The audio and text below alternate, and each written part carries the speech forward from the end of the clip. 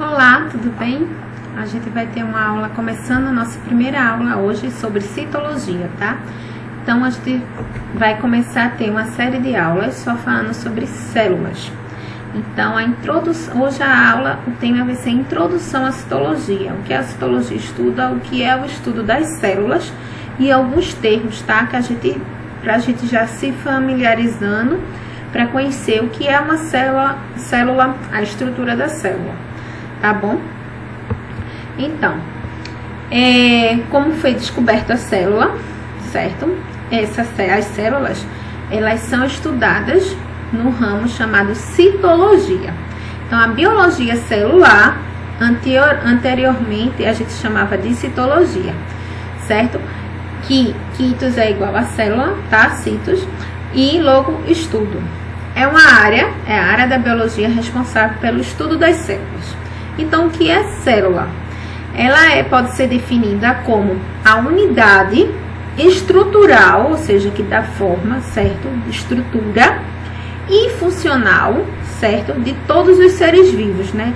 Funcionamento, uma célula vai ter todo o funcionamento de como o organismo vai se desenvolver, certo? Do que ele precisa. Então, é a unidade estrutural ou morfológica, que é a forma, e funcional, o funcionamento de todo ser vivo. Todo ser vivo, ele vai ser constituído por célula, com exceção de um, que vou falar logo mais. Então, essas estruturas são vivas, elas carregam informação genética, né, no seu núcleo, que a gente vai ver, do organismo, e essa informação ela vai ser transmitida, certo? De indivíduo para indivíduo, certo? Dos seus descendentes. Então, a organização, função, estrutura da célula, tanto de organismos, de animais, vegetais, micro-organismos, de seres unicelulares ou multicelulares, tanto procarionte e eucarionte, que são termos que a gente vai conhecer agora, todos são focos da citologia, tá? Dessa ciência, da biologia celular. Então, quem foi primeiro que descobriu a célula? Os primeiros registros de observação da célula, as primeiras observações microscópicas foram realizadas por Antoine van Leeuwenhoek. E Antoine, ele era, certo, um vendedor de tecido muito minucioso, e ele utilizava lentes, tá? Para observar os seus tecidos. Então, ao observar ali, ele descobriu, certo? Ele é chamado de descobridor de micróbios. Ele descobriu, né? O que ele ainda não se tinha o nome ali de célula, certo? Então, ele é considerado o primeiro observador, certo? De micro-organismos e assim, o primeiro observador da célula. O termo célula, ele só vai ser empregado a primeira vez em 1665 por Robert Hooke, que quando ele vai observar, ele tem um microscópio dele já um pouco bem rústico, certo? Como está mostrando aqui na imagem. Esse aqui é o Robert Hooke. Ele ia observar um tecido de cortiça, certo? De vegetal, de casca vegetal. Ele observa, não sei se dá para vocês observarem pequenos buraquinhos aqui. Esses compartimentos, ele deu o nome de célula, tá? Foi o primeiro termo. Aí, em 1831, foi descoberto o núcleo celular. Ele foi descrito pela primeira vez por Robert Bohm. E, em 1839, ao observar a existência de células, tanto em animais quanto em vegetais, no caso, animais foi Schwann, que era zoólogo, e em vegetais, Schleiden, me desculpe se eu estiver falando errado, tá? Schleiden, que era botânico, eles observaram juntos isso aí, esses tecidos vegetais e de animais, e a partir daí criaram a teoria celular, tá? Então, o que é que diz essa teoria celular? A teoria celular, ela apresenta postulados muito importantes que são considerados até hoje, que é o seguinte: todos os seres vivos são constituídos por célula, é o que diz a teoria celular, tá? As atividades essenciais que caracterizam a vida e ocorrem no interior das células vai ocorrer dentro da célula, tá? Todas as atividades de metabolismo, funcionamento de um organismo vai ocorrer no interior de uma célula. Novas células, elas só vão se formar pela divisão de outras que já existem, tá? Outras pré-existentes, através do processo de divisão celular. E a célula, como eu já falei no início, é a menor unidade da vida, tá? Esses são os postulados da teoria celular. Aí, tem o ser vivo, que ainda existe um embate aí, se é considerado vivo, não é considerado ser vivo. Segundo a teoria celular, esse ser vivo, ele não é para ser considerado ser vivo, porque ele não possui célula. E qual é o ser vivo que eu estou falando? É o vírus. O vírus, ele não apresenta célula, é um ser acelular. Então, segundo aquela teoria, né, todo ser vivo apresenta célula, certo? Esse aí é a exceção. Alguns livros ainda, alguns cientistas consideram ele como ser vivo, outros não, mas enfim, não vai ser questionado isso de vocês, né? Mas o vírus, ele é um ser vivo, tá? Teoricamente, que não apresenta célula, ele é acelular. Porque ele é um parasita intracelular obrigatório, só vai conseguir se desenvolver dentro de outra célula que ele está se hospedando. E porque ele consegue se desenvolver dentro de outra célula, ele consegue se multiplicar, se replicar, aí é por isso que ainda é considerado ser vivo, tá? Mas isso aí não vai ser muito levado em conta, só lembre dessa exceção. Mas, se for perguntado a vocês, segundo a teoria celular, todos os seres vivos possuem célula, certo? Então, voltando aqui. Eu falei já da teoria celular, características gerais das células. A maioria delas é microscópica, tá? A gente só consegue observar com o uso do microscópio. Por isso a importância do descobrimento e do aperfeiçoamento dos microscópios. Podem ter diversos tamanhos, formas alongadas, estreladas, como no caso do neurônio, arredondadas, e as funções também são variadas. Células do mesmo tipo e da mesma idade possuem tamanho semelhante, segundo a lei de Driesch. E as células, elas podem ser permanentes, com o ciclo vital, que geralmente vai coincidir com o tempo de vida do indivíduo, como o caso de células nervosas, ou ter um ciclo mais curto, como o caso das hemácias, por exemplo. Todas as células, elas vão apresentar em comum, veja, membrana plasmática, citoplasma, material genético e ribossomos. Todas elas vão apresentar isso, tá? Então, lembrem disso. A gente vai ver aí que tem 3 tipos de célula, né? Básicas, procarionta, eucarionta, animal e vegetal. Mas todas, elas vão ter em comum esses 4 elementos aí. Membrana plasmática, material genético e ribossomos. Vou explicar a vocês a função de cada um disso, tá? Ao longo das aulas. Então, como eu falei, o vírus é o único, acelular. Ele possui parasita intracelular, certo? E só vai ter atividade celular dentro de outra célula. Tipos de célula. Vamos começar agora para explicar, mostrar a vocês alguns termos e conseguir aí diferenciar, para que vocês consigam diferenciar os tipos de célula, tá?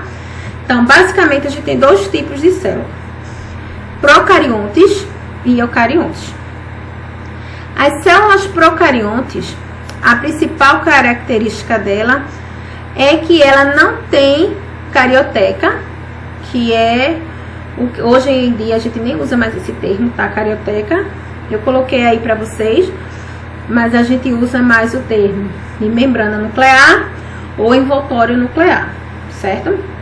Que é uma membrana que envolve o núcleo e protege o material genético. Na procarionte não tem essa membrana. O material genético ele fica livre no citoplasma, tá? Fica disperso no citoplasma. As células procariontes são as mais primitivas e possui estruturas celulares mais simples. A gente não vai ter várias organelas especializadas como a gente vai ver nas outras. A gente vai ter o material genético, o citoplasma, a membrana e só tem de organela o ribossomo, tá? E esse tipo de célula, os seus representantes são do reino Monera, certo? Que são as bactérias e as arqueias, certo? São os únicos procariontes. Todos os outros seres vivos, incluindo a gente, vai ser eucariontes. Então, se vocês lembrarem de um representante, tá? Para célula procarionte, vai ser a bactéria. Então, aqui eu tenho a estrutura de uma bactéria, né? De uma célula procarionte. Então, aqui, ó, eu tenho a membrana, certo? Plasmática. Eu tenho esse verdinho aqui, é o citoplasma. O material genético, que esse roxinho aqui, ele tá disperso, certo? Tá? Não tem uma membrana envolvendo ele, ele tá livre no núcleo, tá? Aí, esses órgãos aqui acessórios, ribossomos, ó, que são esses pontinhos aqui que são responsáveis por produzir proteínas, tá? Então, isso aí é a estrutura básica de uma célula procarionte, certo? Eucariontes são a maioria dos seres vivos, né? Com exceção apenas das bactérias e arqueias, todos eles vão ser eucariontes. Então, eles são células mais complexas. Eles vão possuir a carioteca, ou, como eu falei, vocês podem encontrar também o nome de membrana nuclear ou envoltório nuclear, que vai proteger, certo? Vai delimitar o núcleo. Vai ter também várias organelas, certo? E exemplos disso a gente tem, né? A eucarionte animal e a eucarionte vegetal. Aqui é a eucarionte animal, tá?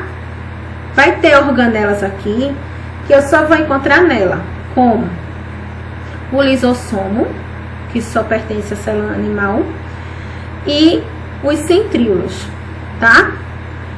Só vai ter na célula animal também, centríolos. Aí, nessa célula animal, as demais organelas a gente vai encontrar na célula eucarionte vegetal também, tá? Então, eu tenho aqui ribossomos, retículo endoplasmático, a membrana que eu encontro em todas, o meu núcleo, que vai estar aqui o material genético protegido. Aqui eu vou ter a membrana, né, que é a carioteca, o envoltório nuclear, certo? Mitocôndrias, complexo golgiense. Isso aqui é a estrutura básica de uma célula eucarionte animal, tá? Ela tem a membrana plasmática aqui envolvendo ela. Aí a gente vai ver agora a célula eucarionte vegetal. Então, ela tem, certo? Retículo endoplasmático, liso e rugoso, como a gente viu lá no animal. Tem complexo de Golgi. Vai ter vacúolo, só que o vacúolo ele vai ficar no meio da célula, um vacúolo maior, um vacúolo contrátil, né? Não é um vacúolo específico da célula vegetal. Vamos ter também mitocôndrias, mas a gente não tem lisossomo nem tem centríolo. Quando a gente for ter uma aula só de citoplasma e organelas citoplasmáticas, eu vou explicar a vocês a função desses dois e por que não tem na célula vegetal, tá? Cada um aí tem uma função específica. Agora, o que é que a gente consegue ver de diferente aí da animal para vegetal? Já vimos que a animal, ela tem lisossomo e tem um centríolo, coisa que não tem na célula vegetal. E a célula vegetal, o que tem nela e não tem no animal é cloroplasto, certo? Que tem a função de fazer fotossíntese, afinal só as plantas, só os vegetais fazem isso, né? E as algas. E a parede celular, certo? A gente só tem contra a parede celular na célula vegetal. E o vacúolo, que é maior, tá? Essas são as três estruturas que você só vai encontrar na célula vegetal. Então, pode ter questões que peçam assim: o que é que tem em comum nos três tipos de célula? Procarionte, eucarionte, animal e vegetal. Aí vai ser membrana, citoplasma, material genético e ribossomo, porque tem todas. O que é que tem na animal? Só pertence à célula eucarionte animal. Não vou encontrar na célula eucarionte vegetal. lisossomos e centríolo. O que é que só vou encontrar, quais estruturas só vou encontrar na célula vegetal e não vou encontrar no animal? Cloroplastos, vacúolo e parede celular, tá?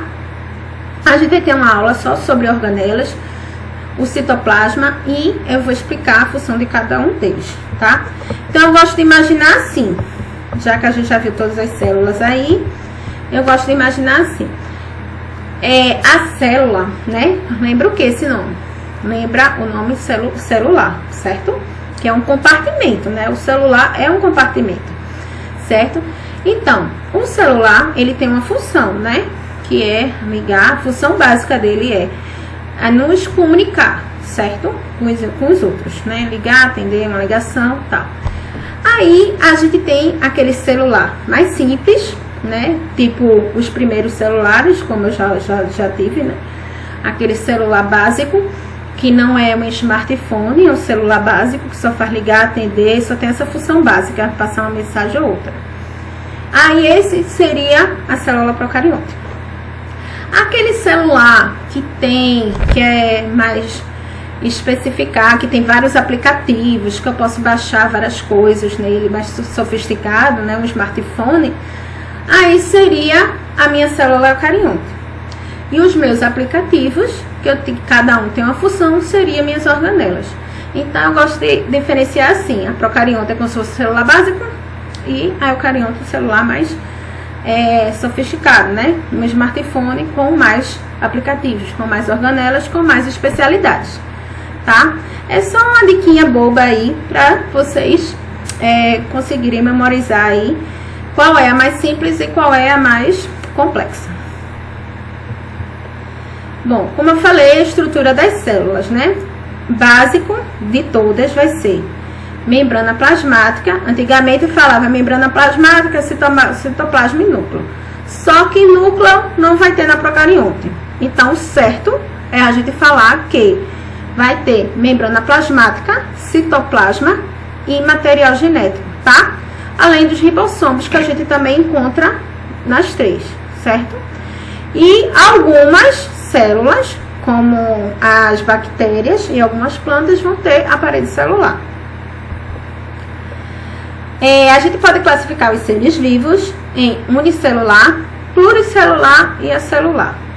Os unicelulares são aqueles formados por uma única célula.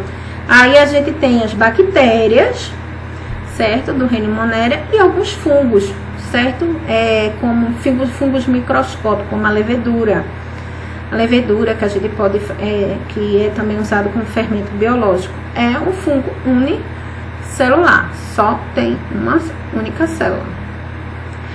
E pluricelulares são os seres vivos formados por várias células. Aí a gente tem de exemplos animais e plantas, a gente no meio, tá? E a celular, o único que é acelular será o vírus. Bom, partes da célula. A gente vai ter aula, tá? Sobre cada parte dessa célula, explicando as suas funções específicas. Agora eu só vou dar uma geral para vocês, certo? Então, começando. Parte principal, membrana plasmática. Ela é uma película fina, delicada e elástica, que vai envolver, certo, o conteúdo da célula.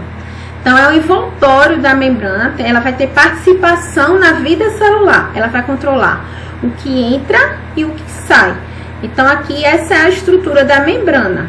Ela é formada por lipídios, fosfolipídios, e proteínas, tá? Aderidas. E aqui tem glicídios.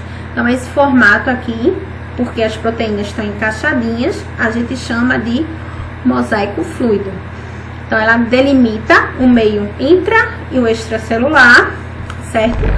E controla o que entra e o que sai da célula, né? Tem um transporte de substâncias aí pela membrana. Mas a gente vai ter uma aula só de membrana plasmática, tá? Para explicar os transportes, o funcionamento dela, certo? E a estrutura direitinho. Citoplasma. Ele é geralmente a maior parte da célula. É o material presente no interior, tá? Da célula, entre a membrana e o núcleo. Ele é constituído por um material semifluido, gelatinoso que a gente chama de hialoplasma. Então, vocês podem também encontrar esse nome, hialoplasma. Ou também o nome a gente pode ver o nome chamado de citosol, tá? Citosol e citoplasma, a mesma coisa. No hialoplasma vai ficar, certo, imerso as organelas, quando for estrutura eucarionte, o material genético, né, quando for uma procarionte, e ele vai desempenhar funções vitais diversas, como digestão, né, essas organelas, respiração, circulação. Então, essas organelas que estão inseridas lá no citoplasma, elas vão ter diversas funções. A gente vai ver uma aula só sobre organelas citoplasmáticas. E a maioria é constituído esse hialoplasma, ele é constituído de água, tá? É onde vai, no interior desse citoplasma, que vai ocorrer diversas reações químicas. O núcleo, então, é a maior estrutura da célula animal e abriga os cromossomos, tá? Animal e vegetal. Cada cromossomo contém vários genes, né? O nosso material genético. E ele vai ser responsável, esse material genético, por comandar as atividades metabólicas e por transmitir nossas características, tá? Aos nossos descendentes. Ele é o centro, é como se fosse o cérebro da célula. As partes do núcleo são envoltório nuclear, que vocês também podem encontrar o nome de carioteca ou membrana nuclear, que vai envolver o núcleo, é como se fosse a membrana plasmática, tá? Que envolve a célula, só que esse caso é uma membrana que vai envolver o núcleo, tá? E vai permitir a troca de substâncias do núcleo do citoplasma. De maneira geral, é bem intensa a atividade celular, certo? E maior número de poros nessa carioteca, para ocorrer a troca, certo, de gases. No interior desse núcleo, a gente tem o nucleoplasma, que também é um material gelatinoso, que preenche o espaço interno. Aí a gente pode comparar aí como se fosse o citoplasma, tá? E o nucleolo, que vai ser um corpúsculo arredondado e não membranoso, no qual vai ter lá, vai se achar imersa a cariolinfa. Aí cada filamento desse vai ter, né, inúmeros genes, certo? Vai formar longos filamentos de cromatina, né, que são os nossos cromossomos, que vai carregar as nossas informações genéticas, as nossas características que vão ser passadas para os nossos descendentes, certo? Então, o básico da célula vai ser membrana, citoplasma e o material genético. E quando for eucarionte, ele vai estar, esse material genético vai estar envolvido por um núcleo, tá? Uma membrana vai estar no núcleo envolvido por uma membrana nuclear. Bom, as células, elas têm diversas formas. Eu coloquei aqui algumas imagens para vocês, tá?